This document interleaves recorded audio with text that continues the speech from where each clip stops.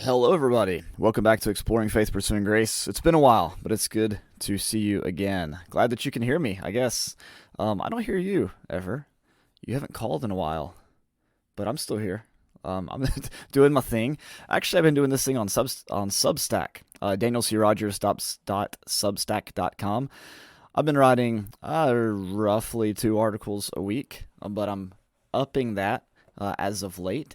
As I let you know before, when I can, I'm going to be posting excerpts from my new book called Exploring Faith, Pursuing Grace. The subtitle is something like The Art of Slowing Down Enough to Let Grace Catch Up. Those posts go out on Friday. They're especially for paid subscribers, but I have 2 weekly posts that are for free subscribers on Tuesday and Thursday.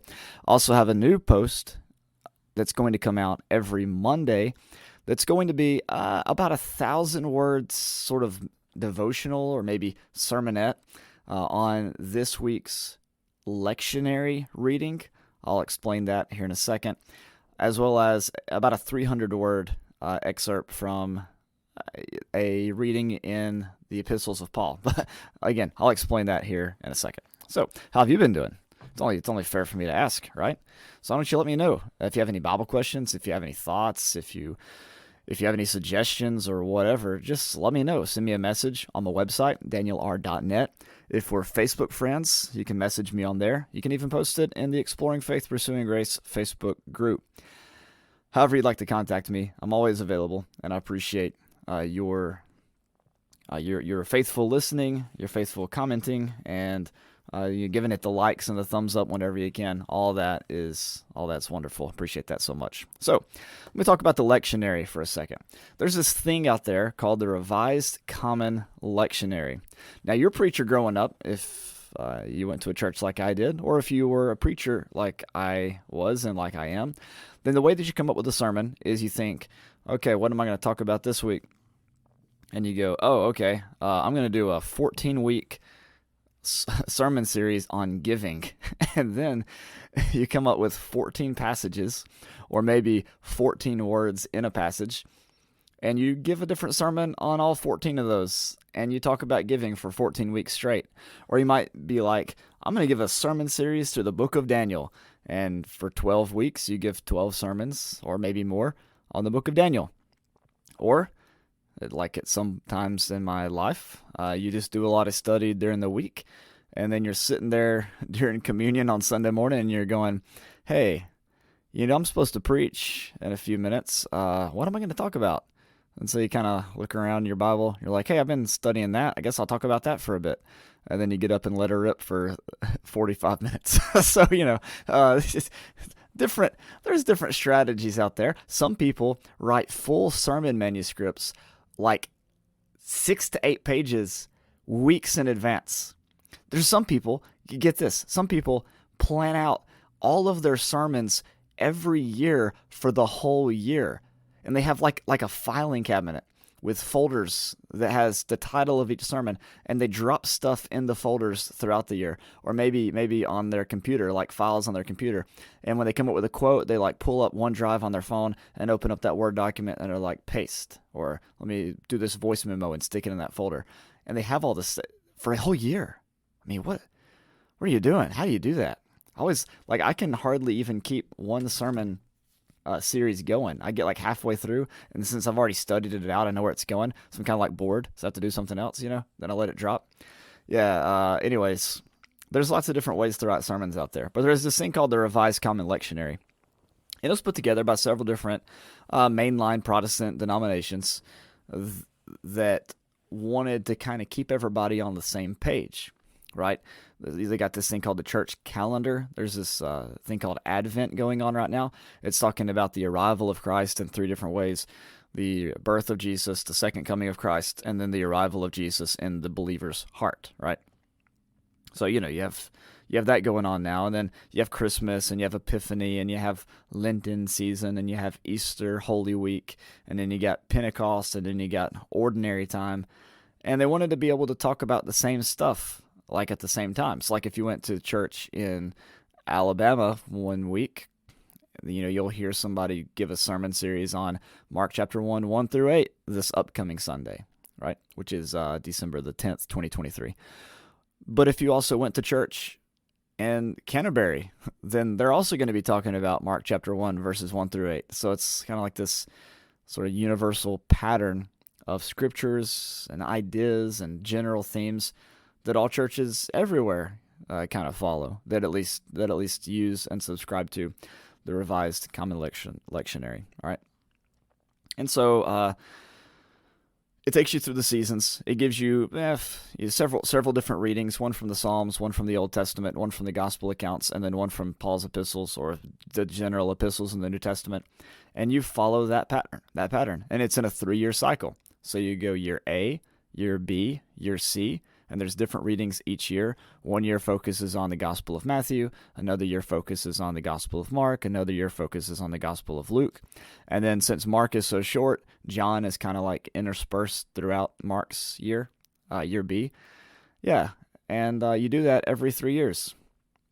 And then you go back to the same passages. But, that year you might preach on, say, the epistle passage, or maybe the Psalm passage, or maybe the Old Testament passage, or maybe you'll find out something new about that particular text in Mark, like a new angle or a new idea or a new word or phrase that you didn't notice before. And you do this every year for the rest of your life. 3 years repeating. And people do this like forever. I got this thing called Preaching the Lectionary on my desk. My friend Ben gave it to me. He was an Episcopal priest for like a gajillion years, and he used this thing for 30 years. 30 years, every Sunday. Broke out this book, looked over his notes, wrote a sermon, and he let me have it. It's like falling apart right there on my desk. It's awesome. 30 years, same passages. And, you might say, hey, you can't do that. Well, okay, let's be fair. How many sermons have you heard on Acts 2:38? How many sermons have you heard on Ephesians 5:19? All right, so don't be too quick to judge people preaching the same passages. How many of you have gone to a gospel meeting and you're like, oh my goodness, this guy, seriously, he's going to give a sermon on instrumental music, a sermon on baptism, a sermon on the judgment, a sermon on what is the Church of Christ. Like, seriously, we have to do this 2 times a year, and it's the same stuff, really? Yeah, so don't be too hard on it. So anyways, I'm going to try it, maybe for 1 year, maybe for the rest of my life, I don't know. But this year, Daniel Rogers is preaching on Lectionary Year B, and I've already done the first Sunday. That's up on my website, danielr.net. If you click on there, you can click on my Substack, danielcrogers.substack.com. You can watch the sermon. You can listen to me ramble on about Mark 13. You can also read the about 1,000-word sermonette there on the blog. You can even read the 300-word reflection on the epistle text, okay, if you want to, if you feel so inclined. So that's there for you to enjoy. And this upcoming Sunday, the one I've already mentioned, in Advent, you start off talking about judgment, the coming of Christ and his kingdom. Then you start talking about preparing the way of the Lord by focusing in on John the Baptist. And so this Sunday, for example, we're in Mark 1 to talk about John the Baptist. Then the next Sunday, we'll be in John chapter 1 to talk about John the Baptist. And then on Christmas Eve, you kind of have to abandon ship in Year B because, let's just be honest, the birth narrative is only found in 2 of the 4 gospel accounts, which makes it kind of awkward. See, then you have to go to Luke, right? And I won't be preaching on that Sunday anyways, but I'm still going to post the reflection. You just won't get the sermonette. So, yeah, that's what's been going on with me. Pretty exciting stuff. I'll share with you some of the books I've been reading here lately, a few thoughts on them. So besides Preaching the Lectionary, and besides The Second Testament by Scott McKnight, I've been reading this book called Abraham's Silence. It's written by J. Richard Middleton. The subtitle is The Binding of Isaac, The Suffering of Job, and get this, are you ready? And How to Talk Back to God. Whew, what about that? So this book is about a question I'm sure that some of you may have had, and that is, why on earth was Abraham apparently just like totally cool with killing Isaac, right? Like, why didn't he go, hey, wait a minute, God, you know how I talked to you a while ago about Sodom And, we tried to maybe stop Sodom and Gomorrah from being destroyed if there were just 10 righteous people there. We had that whole debate, that whole exchange, kind of bargained, right? Well, what about this whole thing about killing Isaac? Like, that's not really that cool, I mean, I know other gods want that, but come on, this is my boy. This is the one through whom all nations of the earth will be blessed. So Middleton here, he evaluates Isaac's silence. Or rather, well, he does talk about Isaac's silence as well. Isaac wasn't exactly defending his life there, but he talks about Abraham's silence and how in the story of the Bible, it's really unusual. First off, Abraham spoke up on behalf of Sodom and Gomorrah just a few chapters earlier. But also, you look at Job, you look at Moses on behalf of Israel, you look at all of the Psalms that talk back to God. Like, what is Abraham doing? And the author does a really good job of examining that. My favorite chapters, though, in this book are the chapters on Job.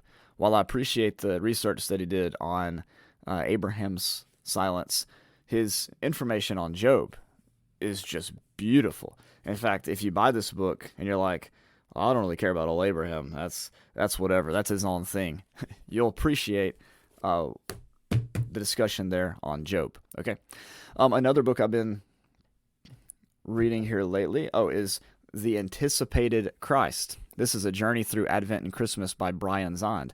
It's a daily thing that you're supposed to read.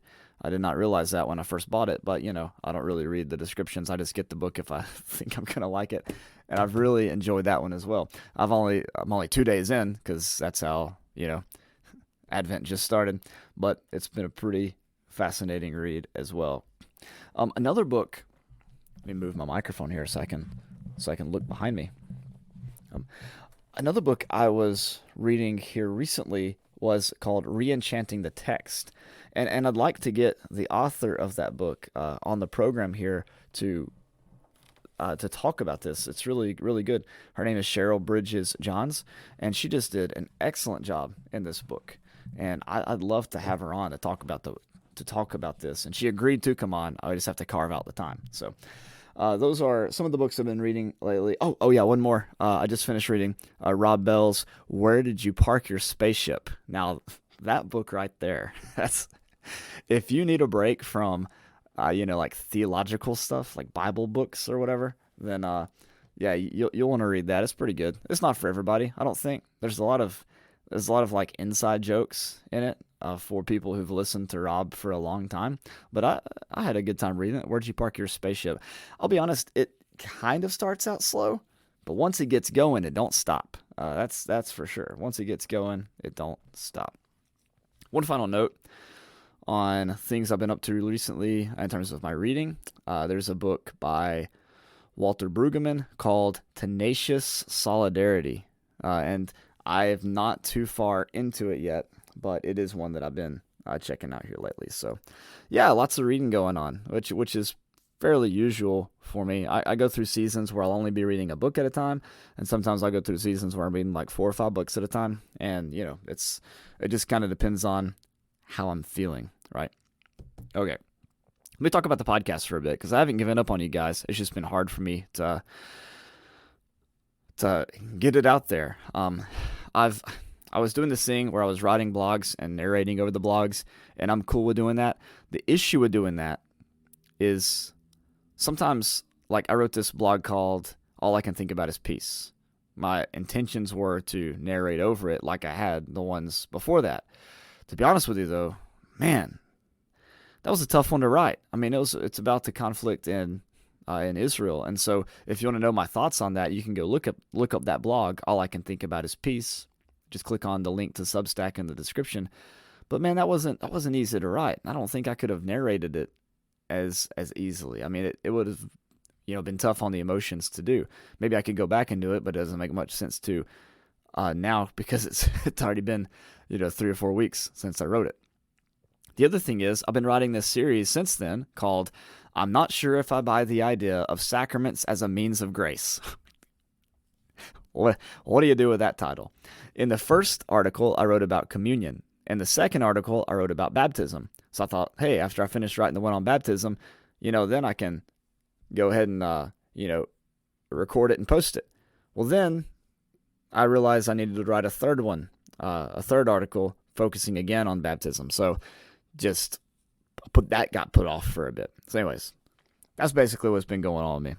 Hope you are all are doing well. Hope you had a great Thanksgiving. I had a good Thanksgiving. Looking forward to have a good Christmas as well. And I just want to thank you all for supporting the blog. Some of you have subscribed like with money, like you put money into it. That's pretty crazy, but I really do appreciate it. Everything that you do towards that helps me get closer to a lifelong goal that I've had of being an author full time. Not that I would get out of ministry, but that I would supplement my ministry with the with being an author, and maybe even being able to not even have a paycheck. That's my ultimate goal. But that's what I want to do with my life. Which brings me to one last point. If you like to talk to tomatoes, if you are on this journey from legalism to freedom and you haven't read my book, How a 25-Year-Old Learned He Wasn't the Only One Going to Heaven, or you haven't listened to my book, How a 25-Year-Old Learned He Wasn't the Only One Going to Heaven, I'm offering it to you for free. That's not how you make a living as an author, but it is how you share the good news of Jesus.